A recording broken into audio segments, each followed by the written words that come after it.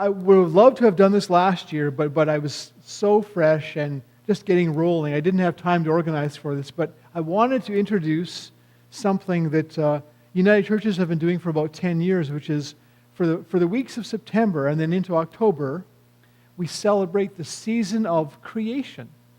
Now, this idea of adding a season to the church calendar, we've got Advent before Christmas and Lent before Easter and the time after Pentecost, but for 6 weeks in the fall, kind of leading up to Thanksgiving, there's this thing now called the season of creation. And we're really going to celebrate it at the end of the month on September 29th because we're right here in the sanctuary, we're going to do a blessing of the animals. You are invited to use your judgment about which pet you may want to bring to church. And if you're worried about that and you want to bring it in a little kennel or a little cage, that's cool. But dogs, cats, gerbils, weasels, squirrels, whatever you got, fish, horses, I don't know, ponies. If you can't actually bring your pet, you can bring a picture of your pet. And if you have a pet that's of beloved memory but has since passed away, you can bring a picture and we'll bless the memory of your pet. So we're leading up to that. So the animals remind us how blessed we are to be in creation and how much there is to love. So this morning it's celebrating water. We're going to work our way through a number of the gifts of creation. Animals, storm, and the universe or cosmos. And the overarching theme for these weeks is wisdom. So this morning it's the wisdom of water. It'll be the wisdom of animals, the wisdom of the cosmos, even the wisdom of a storm. Now, my understanding, and this may be different from yours, and that's okay because I don't have everything all figured out. I think wisdom is something different from just the facts. Wisdom is something that calls for deeper reflection on the facts. So you look and you think and you ponder, or you've lived enough experience in life that you understand things in a deeper way. Wisdom is more about what things mean, not just about what they actually are. Now, in the Bible, there are books they call books of wisdom, and they're different from other parts of the Bible. They don't offer a bunch of rules. They don't tell history or even stories so much. Instead, they make kind of observations about life, little snippets of wisdom that help us understand life and death and how things work in the universe. The most famous chunk of wisdom in the Bible is probably the book of Proverbs. Early in the book of Proverbs, there's an interesting passage that makes the claim that at the beginning of everything, when God was creating or was beginning to create the universe, there was somebody with God. And it's a feminine figure, Lady Wisdom, or called Sophia in Greek, who was there at the beginning of creation. And in the book of Proverbs it says, her ways are pleasant ways, and all her paths are peace. She is a tree of life to those who take hold of her. Those who hold fast to her will be blessed. By wisdom, the Lord laid the earth's foundations. By understanding, God set the heavens in place. By God's knowledge, the watery depths were divided, and clouds let drop the dew. So it's saying that from the beginning, a feminine figure was necessary to begin the making of everything. I love that idea, but I also love the idea that wisdom is built right into the foundations of everything. Here's a practical and down-to-earth bit of wisdom from the same book of Proverbs, where it says, do not withhold good from those to whom it's due when it's in your power to act. Don't say to your neighbor, come back tomorrow and I'll help you, when you already have it in your means to do so. That's the kind of wise person I want to have as a neighbor. Someone who can help and is willing to help when you actually need help, not when it's convenient for them. So qualities associated with wisdom. And as I'm saying these, you'll probably think of the wise ones in your life, the women and men in your life, who just seem to glow, seem to exude wisdom. They're able to reflect on life, to think about what's happening. They can look at things from more than one point of view. They have tolerance for uncertainty and unanswered questions. In other words, they can live with mystery. They don't have to have everything all figured out. Do you know people like that? Who are okay saying, well, I don't really know everything, and that's all right. Wise people find a way to balance their concern for themselves with concern for the common good. In other words, it's not just about them. It's us. It's we, not me. Wise people, and I hope you know people like this, they try to understand why people are the way they are and why they do the things they do. Rather than just judging people for stuff that ticks you off, trying to understand, well, why would they do that? What's going on for them? Wisdom is always about looking for and finding the bigger picture. Yeah, it really is. Yeah. We can read books of wisdom, like I mentioned, in the Bible, and actually most major religions in the world have their own scriptures, and they have books of wisdom. Those would be the more philosophical, deeper thinking parts of their faith. So the theme for these next few weeks, looking for wisdom in creation, sort of gives the idea that we can gain wisdom by paying attention, by kind of reading creation as if it were a book. So, yeah. She knows a lot of stuff.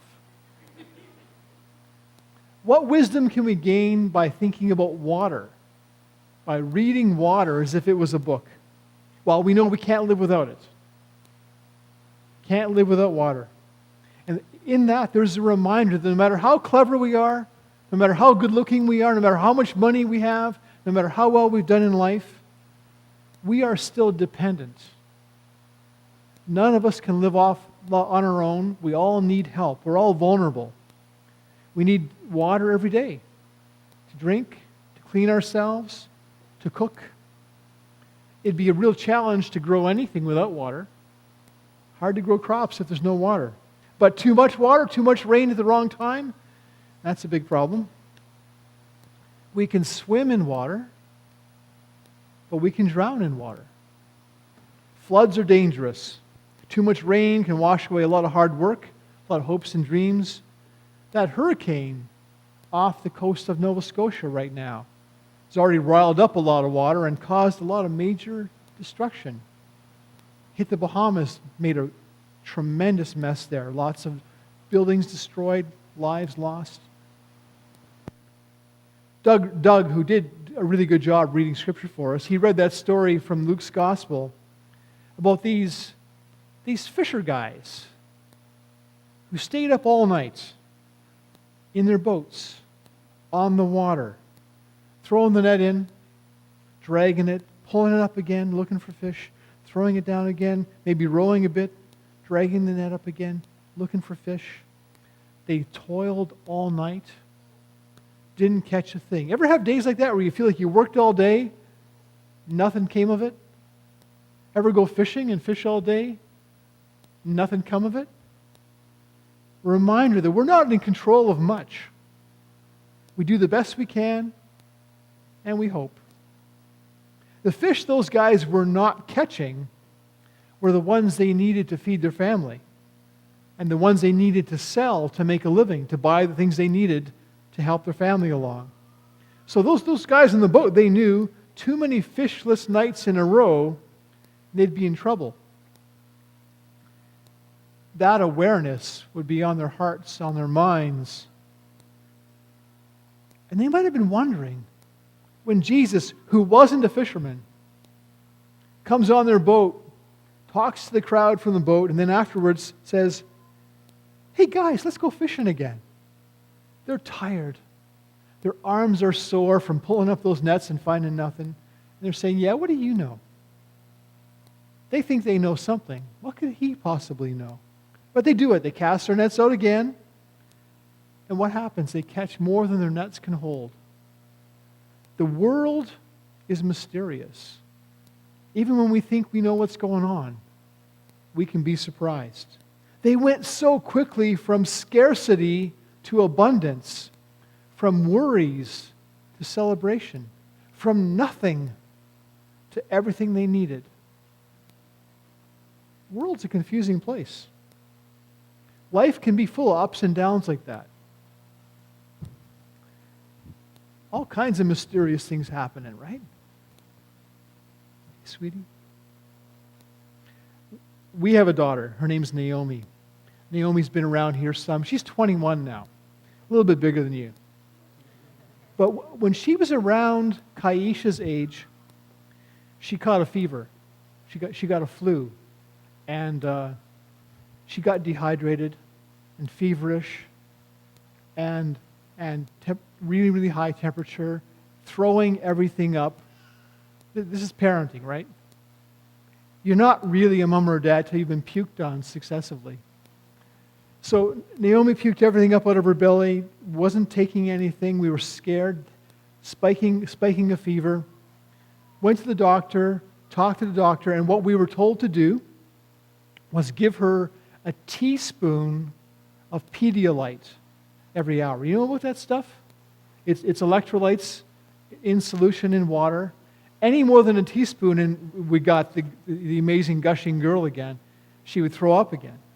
So we would very carefully, delicately give her a teaspoon of Pedialyte every hour, all night. And we're brand new parents, not having a clue what we're doing, trying to do what we were told to do, staying up with her. And she would fall asleep in between her little doses of Pedialyte. Do you think we slept? Not at all. So we're exhausted, scared, a mess, waking her up to try to pour in that teaspoon of Pedialyte. Anything more than that teaspoon, and we just came all back up again. She made it through the night, did well. She's 21, has no memory of it. We, our younger selves, my wife and I, we were exhausted, but relieved and joyful. We went from feeling like the world was falling apart to everything's okay again. From scarcity to abundance, from fright to joy all over again. Water can represent the power of life and death. Going from everything's awful to everything's good. Drive down to Colchester, down to the beach, and watch the power of Lake Erie some nights. Waves just crashing in, rolling one after another. Those waves can rise up over the beach, wash away the sand, and there's nothing we can do about it. There's so much in this life we don't have control over. We try. Like I was telling the kids earlier, you turn on the tap, fill up the water bottle or the drinking glass. We try to domesticate water. We tame it, run it through pumps and pipes and purifiers so I can turn on the tap in the morning. But that sense that we control the forces involved, that's an illusion. Wells can dry up, water pressure can fall off, and we get reminded again of how little we actually control. How we're not really in charge of much. We use water to baptize, and we did. That's worked out. It's part of how we welcome and bless, and we celebrate brand new life. She's just wonderful. Right on cue, thanks, just like we rehearsed. So the scholars who know something about this say that baptism probably got its start with people in the Old Testament who would use water. They would use water to wash, to ritually clean. The idea was you want a fresh start. You're beginning all over again, so you'd use the water. And back then it would be adults washing themselves all over, maybe dunking themselves in a river as a way of saying to God and their friends and family, I'm ready to begin again. All the stuff I did in the past, I want to let go of. I don't think Kaisha's got anything to let go of. right? You're just getting going. Give you a few years and there'll be some stuff. But right now, you are just fresh and clean. We baptized her as a way of welcoming her into the community, to let her parents and her family, her friends know that we stand with them, that we pray with them and for them, and that we know this, right? That we're just like you. There's so much in this world, in this life, we can't control. Even you. Can't control you. And there's so much mystery, so much possibility of hard things happening. So we hold together. We help each other. And we ask for God's help. We are all vulnerable, all dependent, and everybody needs help in this life. Oh, man.